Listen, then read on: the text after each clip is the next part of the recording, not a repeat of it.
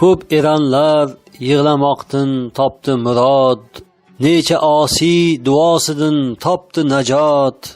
Yaxshi bilsang ko'z yoshidir obi hayot, yig'lab yurgil ko'z yoshini riyosi yo'q. Şunu da bilmen gerekir ki, geçmişte birçok erenler, Allah'ın dostları, gözyaşı nimetinden dolayı amaçlarına ulaştılar. Aynı zamanda birçok asi ve günahkar da gözyaşı ile yaptığı dua ve ilticalar neticesinde necat buldular. Yani felaha kavuştular. İyi bilmek gerekir ki gözyaşı aslında ab-ı hayattır. Demek ki sen de her zaman ağla. Gözyaşı dökmede asla gösteriş yoktur. 7000 yıl ul azazil taat kıldı. Mağrur bolup taatiga havo qildi. Riyo qilib dargohidan mardud bo'ldi.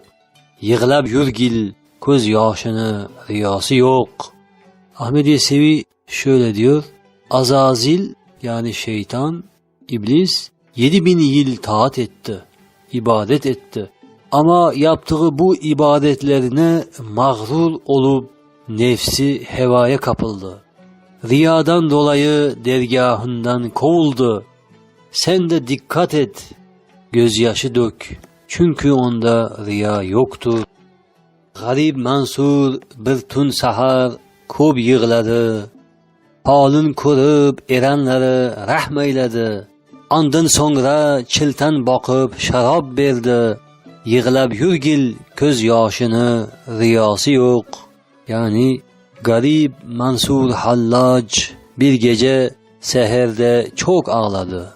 Onun halini görüp erenler rahmeylediler, acıdılar ve çihilten denilen kırklar ona şarap sundular. Bil ki ağlamak ve gözyaşı dökmede riya yoktur. Tangla bolsa kıyamet kun aya dostlar, paydo bo'lg'ay turluk alomatlar.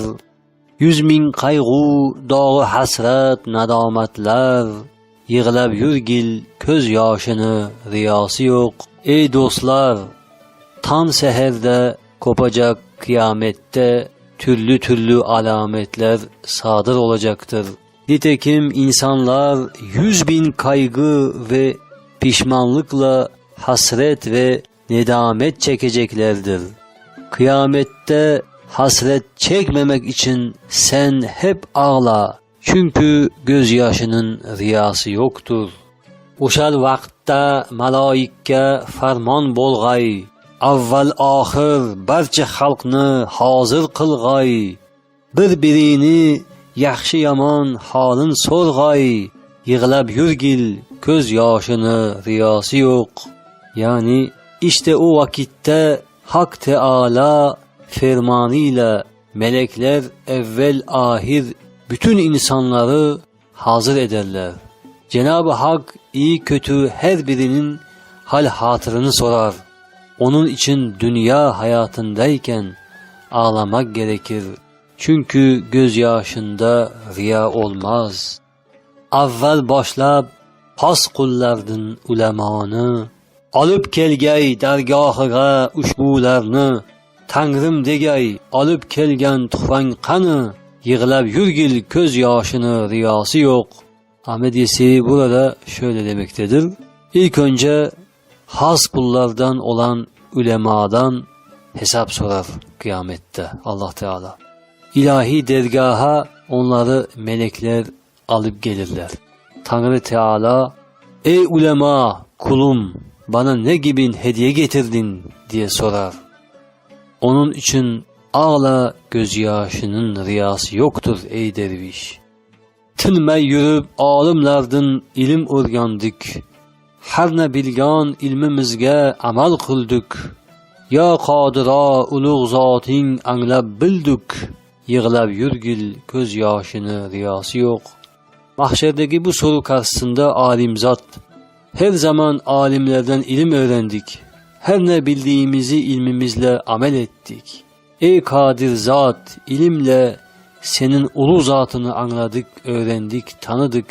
Gözün nemli olsun. gözyaşı dökmede riya yoktur ey derviş. Derler. Allah aydı, benden bunu yalgan ayding. Qachon meni rizom uchun ilm o'rganding. Yotsang tursang hozir erdim, har ish qilding. Yig'lab yurgil ko'z yoshini riyosi yo'q. Allah Celle Celaluhu ulema, alim zatların bu cevabı karşısında şöyle demektedir. Kulum, bana yalan söyledin. Sen ne zaman benim rızamı gözeterek ilim öğrendin ki? Halbuki yattığında, kalktığında hep ben yanında hazırdım. Ama sen her bildiğin işi yaptın. Evet dervişler, diyor Ahmet Yesevi, bundan dolayı gözyaşlarını bol bol dökün ki, çünkü gözyaşında gösteriş yoktur. Aytıp evding ilm o'rganib ulug' bo'lsam, xalq içinde ancha izzat hurmat ko'rsam, dunyo yig'ib yesam ichsam o'ynab kulsam, yig'lab yurgil ko'z yoshini riyosi yok. Allah Celle Celaluhu yine konuşmasında devam ediyor. Sen ilim öğrenip büyük olsam, halkın içinde izzet hürmet görsem, dünyalık yığıp yesem içsem, oynayıp gülsem derdin.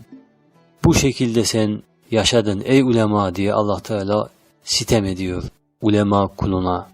Ve Ahmet Yesevi sonuç olarak ey derviş sen ağla gözyaşında riya yoktur diyor yine.